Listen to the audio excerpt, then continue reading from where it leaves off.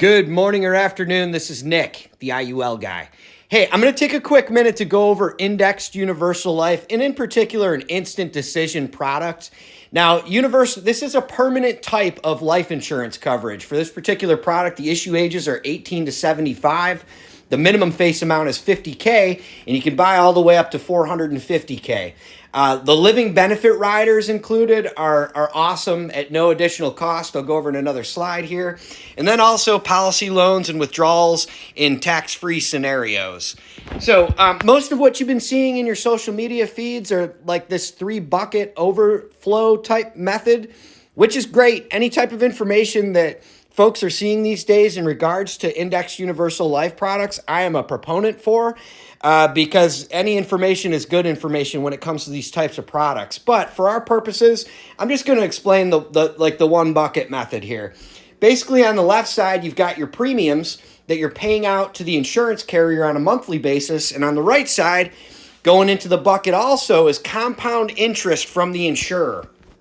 Now, obviously, with any insurance contract or policy, there are going to be administrative costs, and the cost of insurance is generally what it's referred to as, which, pretty standard across any type of insurance product. Now, on the right side, you've got this main cash flow bucket, or your cash value bucket, I should say, which is your account. And then on the right side over here, you've got the ability to, take out loans and also withdrawals and stuff like that as you need it. In the future. Now, these products, what I do want to mention here, these are not products where you're going to be looking to access cash value in any type of immediate type of situation. You really want to let these things set and build cash value over time. So, for instance, with an age of 18 to 75, right? Let's say a mother or a grandmother is looking for this type of product on their 18-year-old that just graduated high school. This would be a great way so that they can start accumulating cash value in a life insurance policy that they can use in future years. Trust me when I tell you, it's kind of like, man, I wish my mom or whatever, or dad or whatever, took one of these out on me at 18. Here I am at 43. I mean, I'd be sitting on a nice little chunk of cash. Now, indexed interest account. So there's 2 indexed interest options here, both with the S&P 500. And I'm going to explain this. Point to point with cap and then point to point with participation rate. Now, annually, you actually have the ability to choose one or the other depending on what's going on in the market. In the point to point with participation rate, let's say, for instance, the S&P 500 has a 40% gains, just for numbers purposes. Last year, it was in the mid-20s, but that for 2023, and it's steadily climbing this year again too. But let's say, just for numbers purposes, the S&P 500 goes up 50% or has a 50% gain. In a point-to-point with participation rate, you're going to get 86% of that 50% credited into your account. Now, an S&P 500 point-to-point with a cap basically just has a cap built into it. So regardless, as long as it's over that amount, your account is going to be credited that 15%, right? So these are more of a guaranteed minimum rate, whereas, if the S&P 500 or the S&P 500 really, just so you know, it's a microcosm of, the U.S. economy in general. So if we're in a boom type year or boom type 4 years or, whatever, obviously a point to point with participation rate may be in your best interest. Now, at the same time, if the market is in a downturn or a crash or there's a correction or something like that, you do still have guarantees built into the account. The bottom is 0, but at the end of the day, you're guaranteed a couple of points either way inside of these policies. So in a couple crappy years or something like that, you're not losing any money. Like in your 401k, you're going to be losing money in those years, and you got to wait for everything to rebound. So this is kind of the best of both worlds here. Then there's a declared interest account. This is really less common.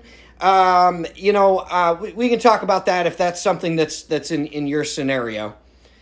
Now, this is just an illustration example. I'm not going to spend a whole lot of time on this just because everybody's situation is different. But for a male 40 non-smoker, 250K, looking at like $160 a month. But what I will mention is this 8.42% interest rate, that's actually based on the S&P 500's performance over the last 20 years. That's what we anticipate into the next 20. So obviously we can't tell the future, but we can look at the past and do our best to predict what will happen in the future. I mean, the S&P 500 launched, to the public in 1952, and it's been steadily rising since. So let's say you're in a situation where the market, or we are in a situation where the market is down, ultimately you can expect a rebound unless we're in some type of full-on, collapse type of scenario where, honestly, that's not something that we need to worry about in terms of this. But again, I'm not going to spend too much time on this type of illustration, but you can see here like total premiums paid in at the bottom and then what it's worth at that same level. So obviously this is going to be different for everyone. Everyone's situation is different, what they can afford, where they are with life. They got a house, they got a family, kids, etc., etc. And now the living benefits. This is awesome. And I'll go over this in detail with you personally as we discuss, but critical illness, chronic illness, terminal illness. There are life circumstances that can happen over time where, you may be in a situation where you need access to cash with whether it's a critical illness, chronic illness, or some kind of terminal illness. These are accelerated death benefits. So if these types of scenarios happen, you're not going to get the full, like let's say you've got a $450,000 policy. The beauty of this product is it's a case-by-case basis. So you might get 70, you might get 80% of that, where a lot of carriers will have a cap on these type of accelerated benefits where they're only going to give you X amount or X percentage. So this is really on a case-by-case basis in terms of these living benefits, and it's really an awesome no-cost addition to these types of policies. Now, benefits of cash value growth. Loans can be taken for the cash surrender value or can be repaid while the policy is in force.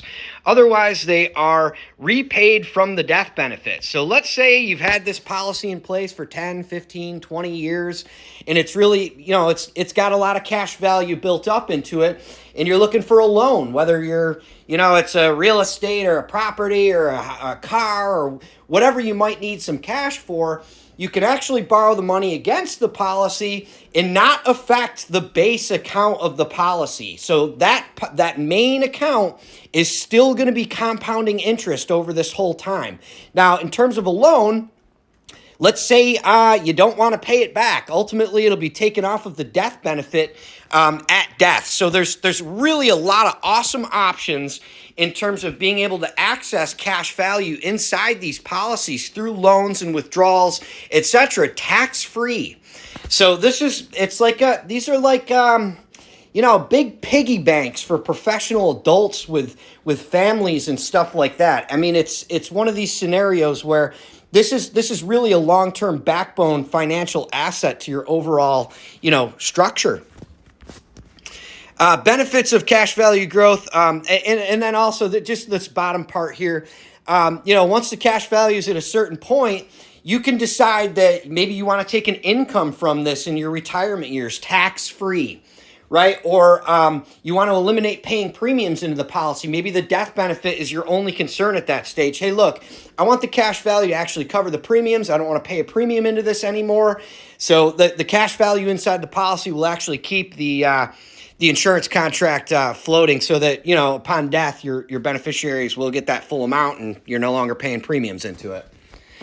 Now, death benefit options. Option A, level, and then option B, increasing. Option A is generally, and again, this is a type of scenario where it's on an individual basis, so I'm not going to get into a whole bunch of details here, but there are different death benefit options in IULs in general, increasing, decreasing. So there's a couple of different things in terms of the death benefit.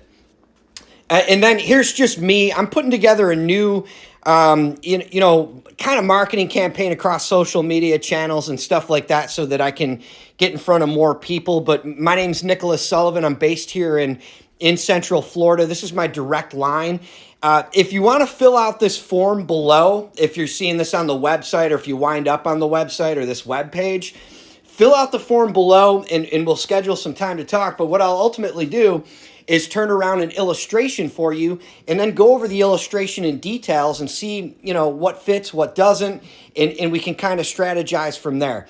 But again, this is Nick, the IUL guy. Keep me in the loop if I can help. If you have questions, concerns, text me, messenger, where I'm all over the place. So you should be able to find me. Anyway, thank you very much. It's Saturday morning, August 24th. About 10:30. I hope you have a great day, and I hope you see this video now or in the